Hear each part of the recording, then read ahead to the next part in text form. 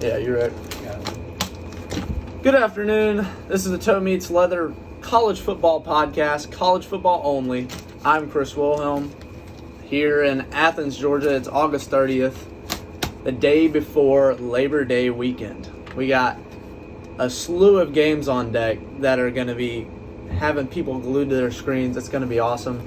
We have a fat script today. We're going to be going over a reaction from the Week 0 game of Georgia Tech FSU, and then we'll be getting into previews and predictions with this weekend's games. So, let's start it off. Last weekend, Georgia Tech 24, FSU 21. Who expected it? I can't say I did, but I did.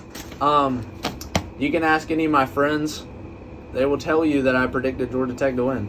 So, this is why I predicted them to win. I thought their offensive line and their running game was going to be too much for FSU to handle, even though I knew FSU D-line had a lot of hype around them. Now, I think FSU's D-line will come into form as the season comes along, but I think with the key departures, it was going to be rough from the beginning regardless of who they played. But especially since they played Georgia Tech and that veteran O-line, so many career starts along that O-line and just a bunch of guys that fight their butts off. And you got Jamal Haynes in the backfield, and shout out to Chad Alexander. He didn't get many carries, but he had to come in after Trey Cooley went down on the first kickoff of the game. Not many people probably noticed that, but Georgia Tech's second string running back, you might say starting running back, whatever way you look at it, he went down on the opening kickoff of the game, didn't play a single other snap besides that snap, and Chad Alexander had to come in and fill in for him when Jamal Haynes was subbed out. So, shout out to him. FSU, they got dominated on the D-line. They kind of got dominated on the O-line too, especially in the second half. I mean, it was like 28 rushing yards in the second half or something like that. It was atrocious. But I think FSU will be just fine. I may be totally wrong on this, but I think Mike Norvell is going to galvanize the team because he's that kind of coach that can get somebody to run through a brick wall for him and will also work your butt off, just make you work really hard. And I think that the off-season work they put in will come to fruition at some point during the season. And I think they will still contend for the ACC. So, let's look at their schedule. They have Boston College this Monday at 7:30 on ESPN, Labor Day game. I think they'll win that one. So, you're 1-1 going into a schedule where you play Memphis at home, Cal at home, at SMU, Clemson at home, which is huge, at Duke, at Miami. Depends on how Miami pans out. I think that'll be a really fun game to watch, regardless of what FSU does in the games leading up, just because it's FSU Miami. But I think that could have some high stakes on it if FSU corrects the ship and rightens, gets back on track. Then they go and play at home against North Carolina. Then they go to South Bend, Indiana to play Notre Dame, which will be a very tough environment. Then they play at home versus Charleston Southern and then home against Florida to end the year. I think they can right the ship. We'll see. I got them beating Boston College this Monday. Now, for Georgia Tech, I think a lot of people, as well as overreacting to Florida State's loss to Georgia Tech, they underestimate how good Georgia Tech will be this year. I think Georgia Tech could potentially contend for the ACC championship, especially with Haynes King returning. That was huge for them because he is just such a clutch player, in my opinion, who gets it done down the stretch. Georgia Tech plays Georgia State this Saturday at 8, so tomorrow, on ACC Network. They then have at Syracuse, home against VMI, at Louisville, home against Duke, at North Carolina, Notre Dame. That game is in Mercedes-Benz. but it's supposed to be a home game, but, they won't sell that many tickets to Georgia Tech compared to Notre Dame. At Virginia Tech, that'll be interesting to watch since Virginia Tech looks to be a good team this year, and Lane Stadium may be on fire. So then they play home against Miami. I'd love to see that one just because of the history there, and especially last year with the way that game ended. But just in general, they've had a lot of nice close games in the series recently. Then they play home against NC State. That game's on a Thursday night, and I think Bobby Dodd will be electric. And then they play at UGA in Sanford Stadium, so that will be the end of their season. And I think the outlook on Georgia Tech's schedule, it looks a lot easier than it did before this game.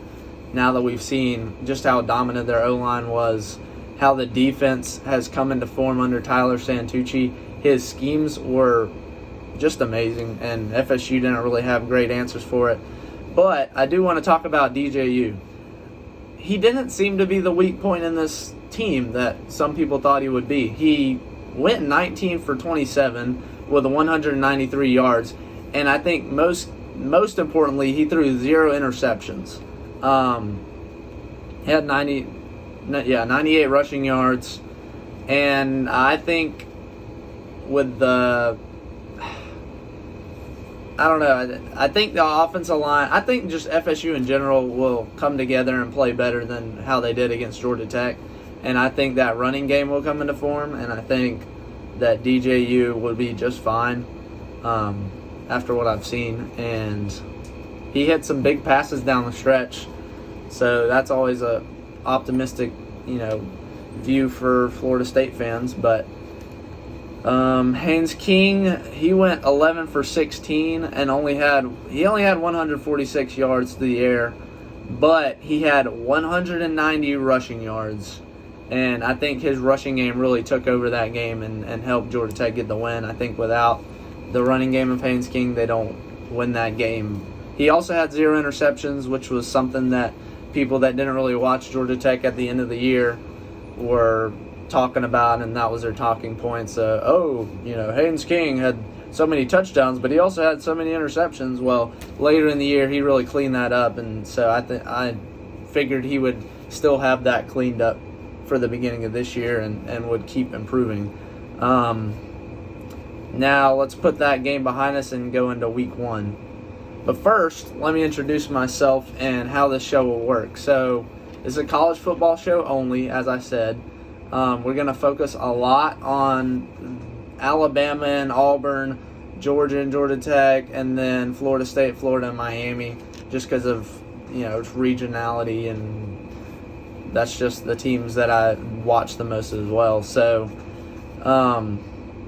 the show should air on Sundays and Fridays. We may have schedule changes because there's a lot going on in my week, but it should be on afternoon/evenings on Sunday and Friday, and I'll send out when I'll be airing. Once I get to 50 subscribers, it'll let me have a live show. I'm acting like this is a live show just for that purpose, but once I get to 50 subscribers, I'll start sending out on my Instagram page for this channel what time we'll be airing. And anyway, the Instagram handle is Meets Leather CFB,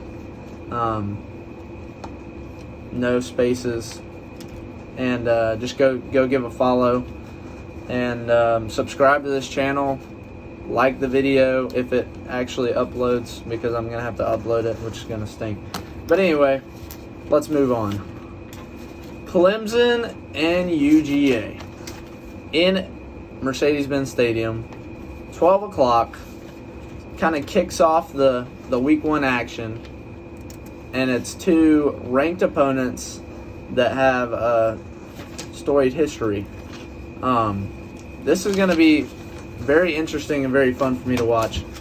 The things that I'm looking for is I want to see Colby Young's impact on Georgia's team, their offense. He is a huge receiver as far as height, from Miami.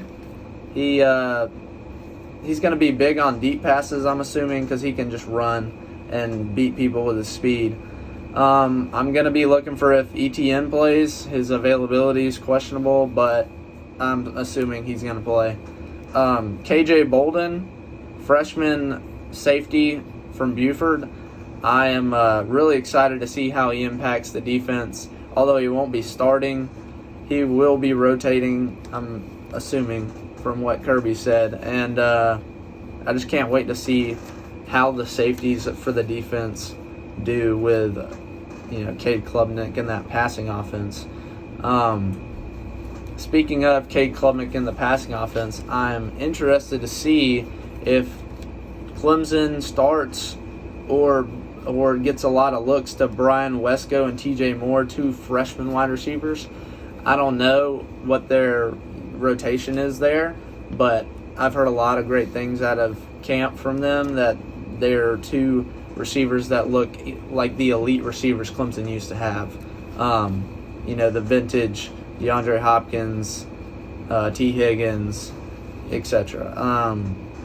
So I'll be excited to see what they do with them. Peter Woods' impact on the D line. Peter Woods is, 6'3", 315 pounds, and apparently he moves like he's a wide receiver. Maybe a little bit of an exaggeration, but apparently he moves really well. So I'll be excited to see what his impact on the game will be. And just to see how improved Cade Klubnik will be in his decision-making. I think there was notably some key moments where he made some decisions that cost him, points, the game, whatever you want to say, that just weren't good. Notably the Miami game in Miami where he pulled the ball, Everybody knows about that, I'm pretty sure. The trenches for both teams. This is going to be a huge aspect for both teams as far as we'll know after this game, I'm sure, what Georgia's O-line is looking like after playing this Clemson D-line that's been highly touted. We'll know, just if they can stand up to it. And especially, I think it's important for Clemson's O-line to get back to that elite level that they used to be when they were winning the national championships with Dabo. And I'm just interested to see how they'll do, how they'll fit up against UGA's D-line that has a lot of question marks. Not necessarily compared to most teams, but for UGA standards, they got some questions. And it'll just be interesting to watch the trenches here in this game. I'm going to take UGA to win. I just think that Carson Beck is a Heisman-level quarterback, possibly, just depending on how well the season goes and if he can avoid injury. And I think this Georgia team led by Kirby will win another season opener in Mercedes-Benz. Next up, Miami, Florida. It's going to be 3:30 on, it's either ESPN or ABC. Let me look. Here we are. Miami, Florida will be 3:30 ESPN. They will be sweating like crazy down there in the swamp. It'll be interesting for both coaches as they've not really been outstanding record-wise for either team, and Napier's definitely feeling some hot seat pressure. So we'll see. I'm interested to see if Florida utilizes Trey Wilson more now that Ricky Pearsall's gone. I think Trey Wilson can be a game changer, and I think later in last year they started to use him more and utilize his speed and covering sideline to sideline. But I think they were hit or miss on schematics for getting Trey Wilson the ball. If he can have an impact in this game, I think it'll be really fun to watch. I think if Montrell Johnson is healthy and can start, that he can also take over the game if his line, if the O-line does well. But I think even when the O-line has not been performing well in the past 2 years, he's still been able to get yards, and he's just a hard runner. So it'll be interesting to see if he starts or if Webb starts at running back. Big point here is if Shamar James and Derek Wingo and that linebacker core for Florida can be difference makers. Miami's got some good talent up front on the O-line, and if those linebackers can fit their gaps and play smart, they can help out the defense a lot with the new faces on the defense. Because Florida's secondary is a lot of, there's a couple returning starters, but there's also Asa Turner and a couple other transfers that have come in. So it'll be eye-opening to see if they can mesh together well and communicate well, and especially with Miami's potent offensive passing game. I think that'll be something to watch. Is can Florida's secondary just cover these guys? Because you got Sam Brown from Houston, you got Xavier Restrepo, and a number of wide receiver talents, even though Colby Young left and went to Georgia. If Cam Ward plays composed in his first game under a new offense in a hostile environment, that'll be huge to watch. Because if he can play composed, and if he can also just not take off as soon as he sees a little bit of pressure and just standing there and make great passes, I think there will probably be some windows for him to make some passes with this new Florida secondary. Well, not necessarily new, but just, a lot of new faces with these veteran transfers coming in. First game, Elijah Arroyo. Elijah Arroyo is tight end for Miami. He's coming off an injury from 2022, and he hasn't played since then. So it'll be interesting to see how impactful he can be coming off injury, because he was highly touted before his injury. Can they see elite D-line I'm hearing about for Miami take over a game?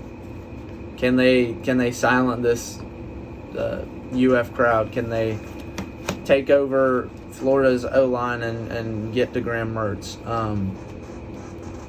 There's been a lot of hype around him, as is always when Miami has a little bit of talent.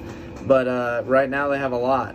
So if they can take over this game, it might not be fun to watch.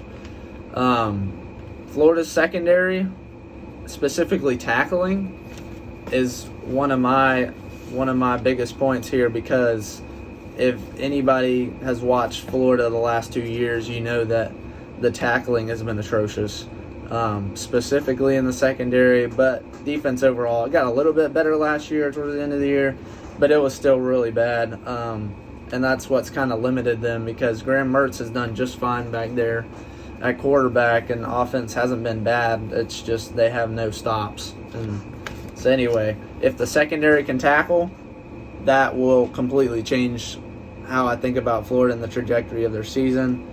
And I'm hoping with these veteran talents that they can wrap up and not just miss a bunch of tackles. But anyway, Florida's secondary tackling, and is their secondary and their whole team disciplined? Year 3 under Napier, and the last 2 years you've seen undisciplined work in different aspects of the team. Special teams, having too many players on the field, people getting in fights, and just stupid penalties. Just very undisciplined, which doesn't match Napier's MO, and it's just not his teams that he usually has. They're not undisciplined teams normally. So can they take on his persona in that sense? We'll see. I'm going to take Florida to win the game. It'll be an upset. I think the Swamp will get involved. I think it'll be just like Tennessee versus Florida last year. You'll have some big plays from Miami's offense. But ultimately, I think Cam Ward won't be able to hear his comm system inside his helmet.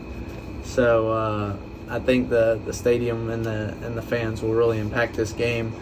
And I think Florida's offense will step up to the challenge, as well as the defense.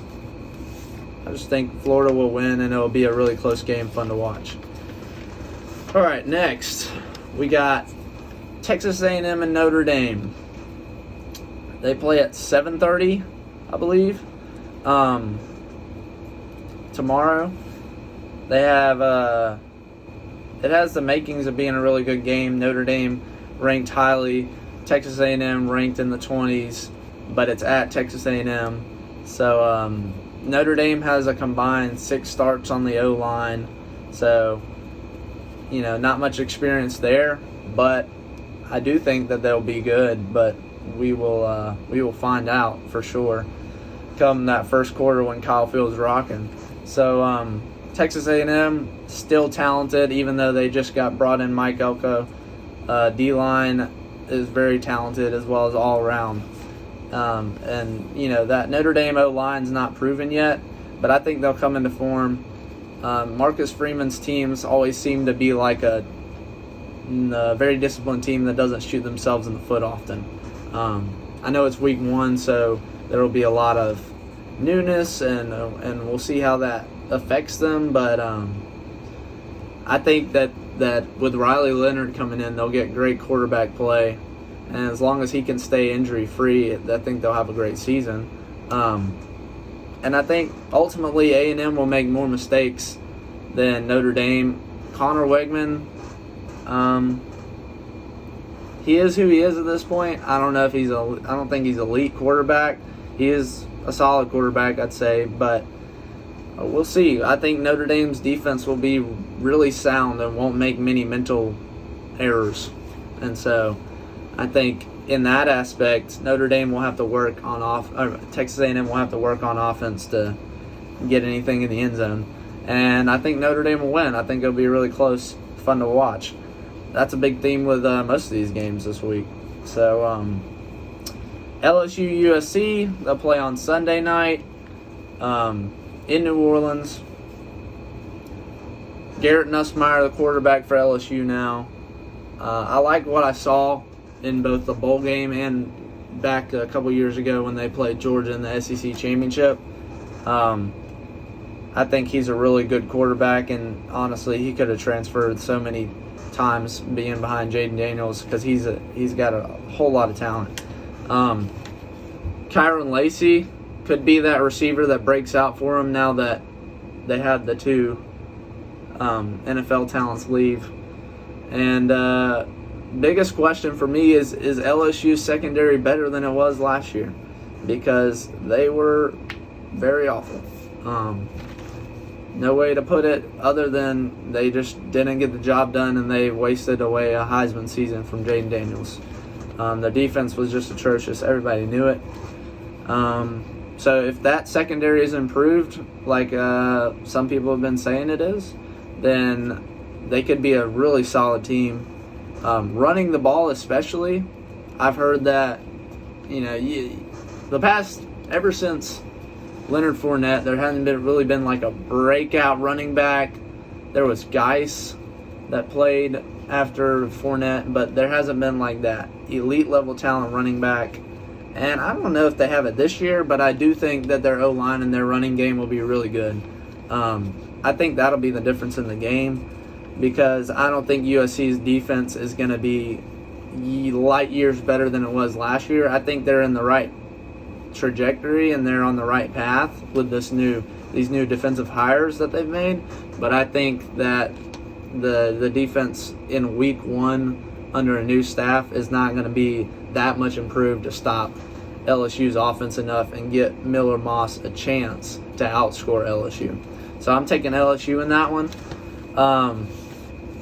Last big game is that I have is Penn State versus West Virginia.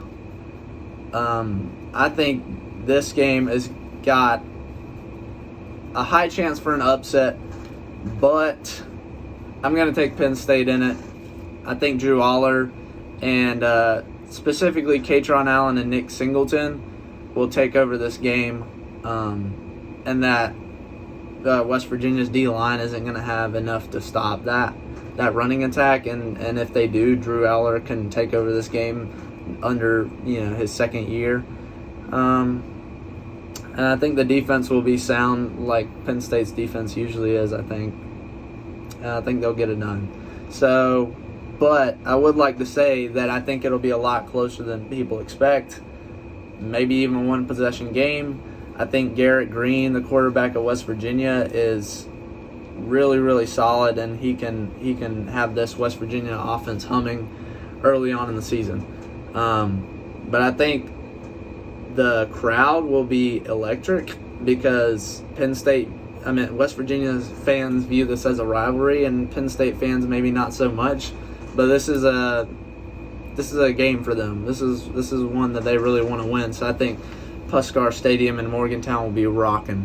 I did like watching Garrett Green last year, and I think it'll be close. But ultimately, I don't think he'll have enough to get it done.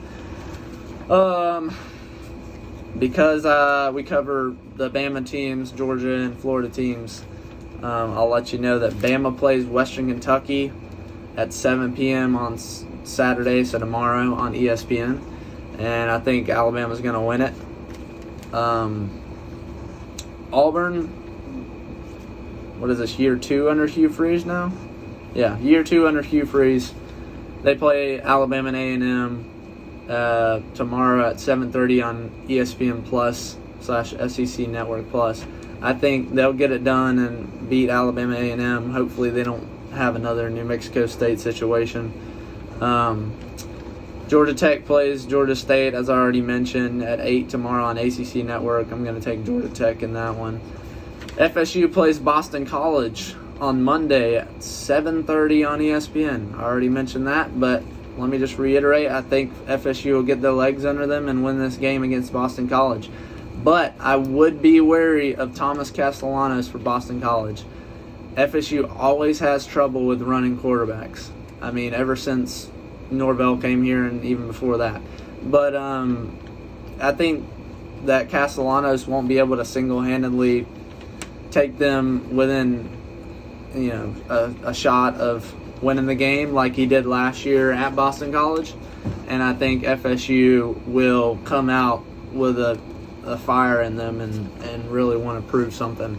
So, not necessarily to anyone else, but just, within their program. And I think FSU will get it done. But I would watch Thomas Castellanos. He may have a crazy game, and I would bet the over on whatever amount of yards they put on any betting website. We got one more topic to discuss before we close out today's show. The new clock situation. In college football now, the clock is, like the NFL. It runs until 2 minutes left in the second half. In the first half and the second half. And I think it's going to change the game fundamentally. Not fundamentally. It's going to change the way that people go about their strategies. And we already saw it with Florida State and Georgia Tech. That game was quite significantly shortened from how we're used to watching games. It was, I think, a total of 14 drives is what I heard. But it was it felt like it zoomed by, in my opinion. The commercials did lengthen it out a lot, and I hate commercials. But I think that it's going to change how teams go about their offensive strategy, especially I think they're going to be more run heavy, and I think that as a result, the sport, it's always evolving, just like how it evolved with the RPO game and the high scoring game that we've seen the past decade or so. I think it'll evolve again back to how linebackers used to be. They changed what kind of linebackers they were looking for, as in more athletic, smaller, so then they could really work the RPO game better or defend the RPO game better. And I think that those linebackers will start to be recruited as bigger linebackers again and just hard-nosed guys. because I think the running games are going to come back. And I think you've already seen it in high school start to happen. A lot of teams looking to run the wing T, the triple option, a lot of run-heavy stuff. And I think now it's going to leak into college football because of how fast the game goes and limiting snaps, limiting the time you're on the field, because it's going to be a longer season now that the playoffs are a 12-team playoff. And so the season's basically been lengthened for 12 of the teams. And anyway, I just think that you're going to see it start centering back to more run. They already said at Arkansas that they're going to run the I formation, which, you don't really see that often anymore. And I think that's going to be a trend.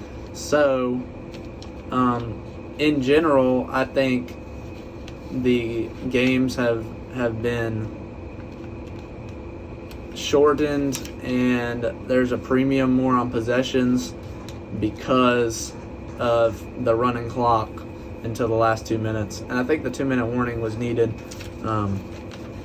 within that aspect. But anyway, just what I think about the clock. So, and then you also saw it last night with North Carolina, Minnesota. The game was 19-17, and it was North Carolina, who's usually known for scoring a good bit. And then Colorado and North Dakota State, that was like a very back and forth offensive game in my mind, but it was only 31-26, whereas Colorado in previous years may have scored like 49. I just think it's going to be a lot more low scoring now, and there's going to be a premium on possessions, as you saw with Georgia Tech and Florida State being 24-21. And I think as a result, the over-under lines are going to start dropping in sports books, and people are going to be betting unders as well. Before we leave, go follow on Instagram at Meets Leather CFB, and hopefully we'll have a Twitter account soon. But go follow there, like and subscribe the video if it ever gets uploaded. We'll see, because I'm doing this at like 2 o'clock on Friday, so you'll find out however long it takes to get uploaded. Thanks for joining us, and we'll see you Sunday. Peace.